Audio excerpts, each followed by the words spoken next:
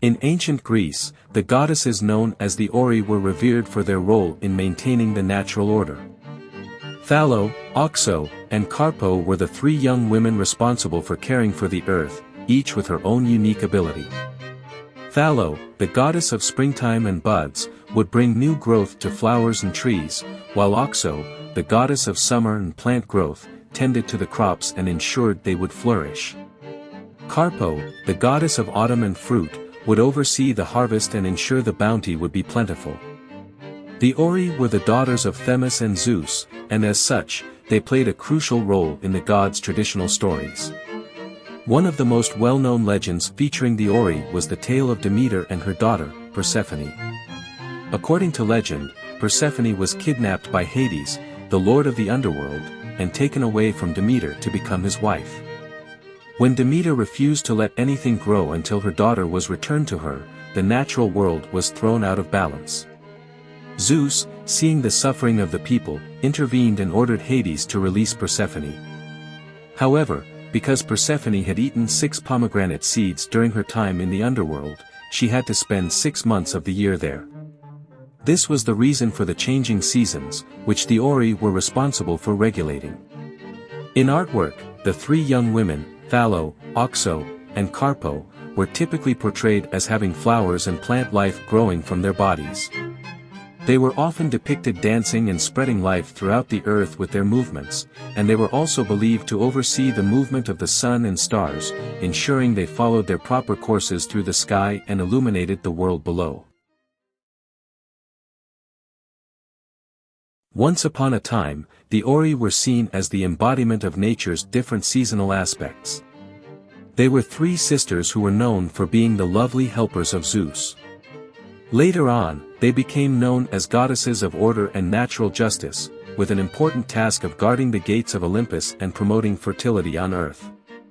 Their duty also included rallying the stars and constellations, wherein they would work together symbolically to embody the cycle of the seasons through dance.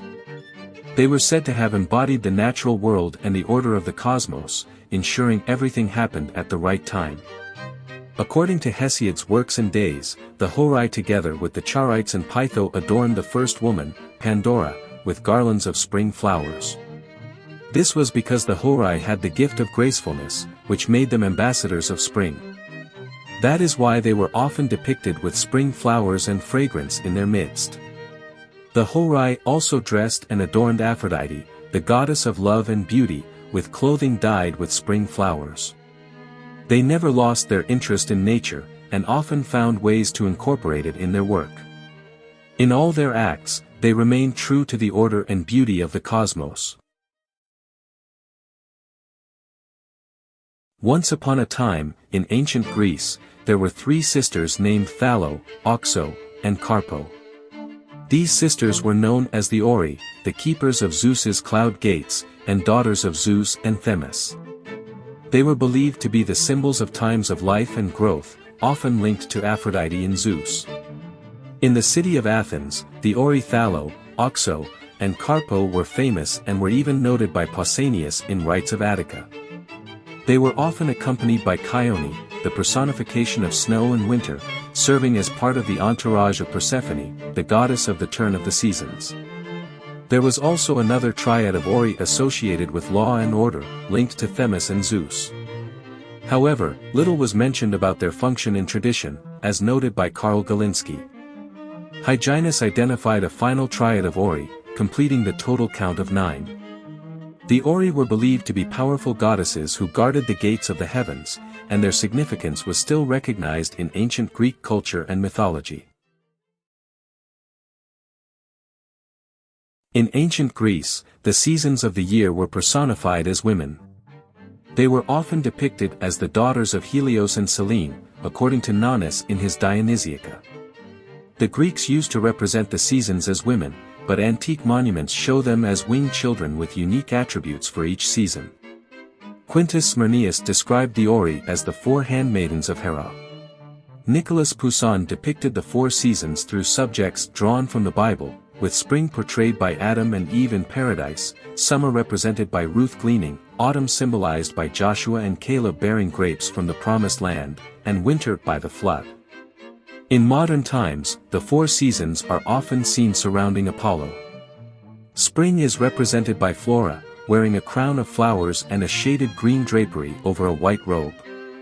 Summer stands under the lion in the zodiac, with a gold-colored drapery over a white gauze vestment, holding a sickle while standing near a wheat sheaf.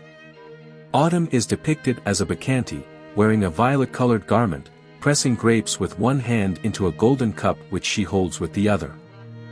Finally, winter is portrayed as an aged person, standing at a great distance from the god and placed in the shade. Do you want to explore more Greek mythology stories?